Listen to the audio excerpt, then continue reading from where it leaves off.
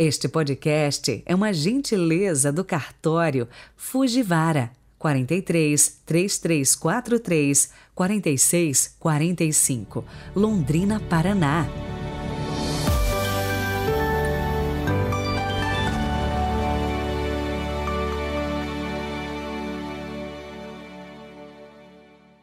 Olá, bom dia, sejam muito bem-vindos ao podcast Evangelho do Dia. Hoje é sexta-feira, 14 de outubro de 2022. Rezemos.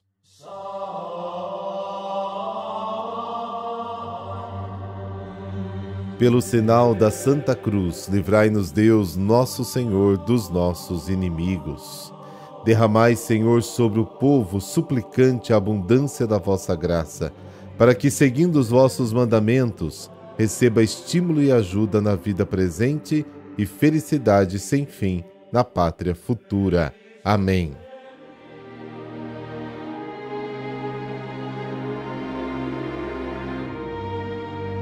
Lucas, capítulo 12, versículos de 1 a 7. O Senhor esteja convosco, Ele está no meio de nós. Proclamação do Evangelho de Jesus Cristo segundo Lucas. Glória a vós, Senhor. Naquele tempo, milhares de pessoas se reuniram a ponto de uns pisarem os outros. Jesus começou a falar primeiro a seus discípulos: tomai cuidado com o fermento dos fariseus, que é a hipocrisia. Não há nada de escondido que não venha a ser revelado, e não há nada de oculto que não venha a ser conhecido. Portanto, tudo o que tiverdes dito na escuridão será ouvido à luz do dia, e o que tiverdes pronunciado ao pé do ouvido, no quarto, será proclamado sobre os telhados. Pois bem, meus amigos, eu vos digo, não tenhais medo daqueles que matam o corpo, não podendo fazer mais do que isso. Vou mostrar-vos a quem deveis temer. Temei aqueles que, depois de tirar a vida, têm o poder de lançar-vos no inferno. Sim, eu vos digo, a este temei. Não se vendem 5 pardais por uma pequena quantia? No entanto, nenhum deles é esquecido por Deus. Até mesmo os cabelos de vossa cabeça estão todos contados. Não tenhais medo. Vós valeis mais do que muitos pardais. Palavra da salvação. Glória a vós, Senhor.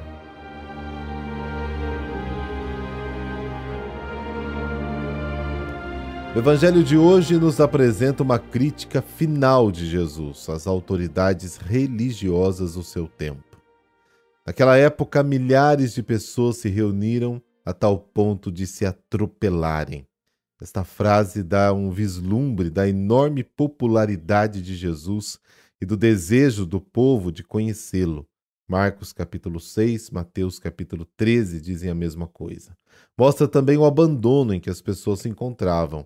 São como ovelhas sem pastor, disse Jesus em outra ocasião, quando viu a multidão que se aproximava dele para ouvir a sua palavra, como está no capítulo 6 de Marcos.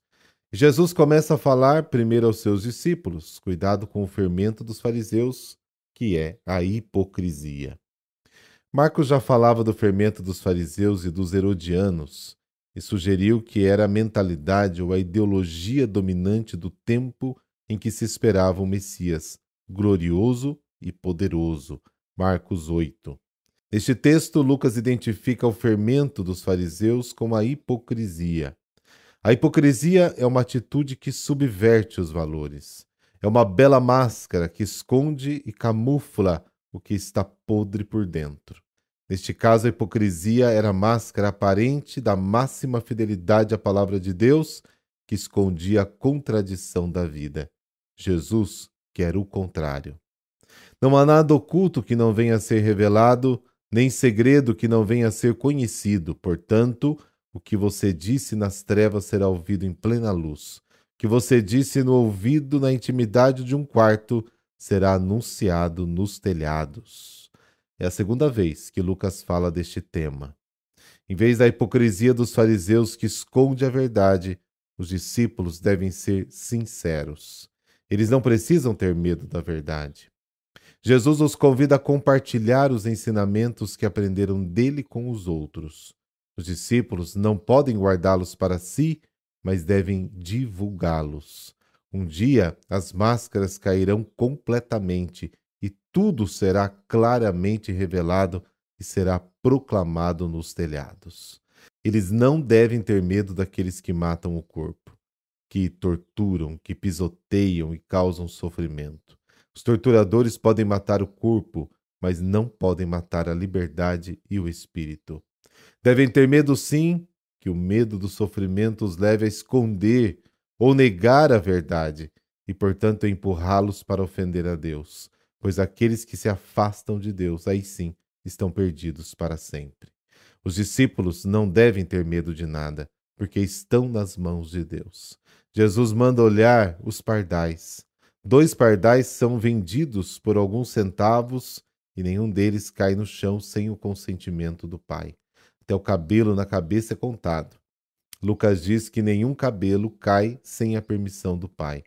Não tenha medo, você vale mais do que muitos pardais. Esta é a lição que Jesus tira da contemplação da natureza. No Sermão da Montanha, Jesus extrai a mensagem mais importante da contemplação da natureza. Ele diz: vocês ouviram o que foi dito, amarás o teu próximo e odiarás o teu inimigo.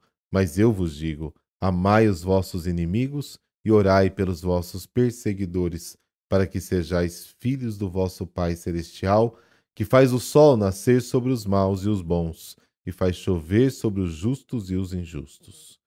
Observar o ritmo do sol e da chuva levou Jesus a esta afirmação revolucionária: ame os seus inimigos. O mesmo vale para o convite para olhar as flores do campo e as aves do céu, lá no capítulo 6 de Mateus. Essa surpreendente atitude contemplativa em relação à natureza levou Jesus a criticar verdades aparentemente e até então eternas. 6 vezes seguidas, tem a coragem de corrigir publicamente a lei de Deus.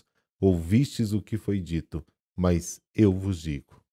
A descoberta feita na contemplação renovada da natureza torna-se para ele uma luz muito importante para reler a história com um olhar diferente e descobrir luzes que antes não eram percebidas. De fato, olhar para a natureza e tirar uma mensagem divina é um exercício maravilhoso para a espiritualidade.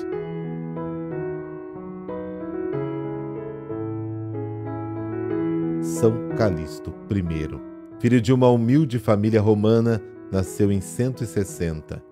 Administrador dos negócios de um comerciante, Calixto passou por grandes dificuldades, pois algo saiu de errado no trabalho, chegando a ser flagelado e deportado para a ilha da Sardenha, onde, como condenação, enfrentou trabalhos forçados nas minas, juntamente com cristãos condenados por motivos de fé. Sem dúvida, com a convivência com os cristãos que enfrentavam o martírio, pois o cristianismo era considerado religião ilegal, Calixto decidiu seguir a Jesus.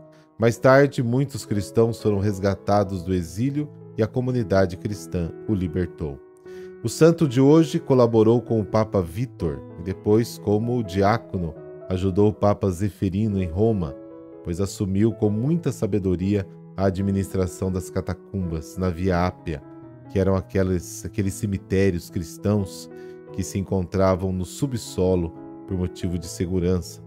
Além disso, também serviam para celebrações litúrgicas e para guardar os corpos dos mártires e dos primeiros papas para a ressurreição. Apesar de sua origem escrava, com a morte do Papa Zeferino, o clero e o povo elegeram Calixto como sucessor. Foi perseguido, caluniado e morreu mártir, quando acabou condenado ao exílio. Segundo a tradição mais segura, morreu numa revolta popular contra os cristãos e foi lançado em um poço. Durante os 6 anos de pastoreio zeloso e santo, São Calixto I condenou a doutrina que se posicionava contra a Santíssima Trindade. Até o seu martírio, ele defendeu a misericórdia de Deus que se expressa pela Igreja, perdoa os pecados dos que cumprem as condições de penitência. Desse modo, Calixto combatia os rigoristas que condenavam os apóstatas, adúlteros e homicidas. Abençoe-vos o Deus Todo-Poderoso, Pai, Filho e Espírito Santo. Amém. Bom final de semana para você. Até amanhã.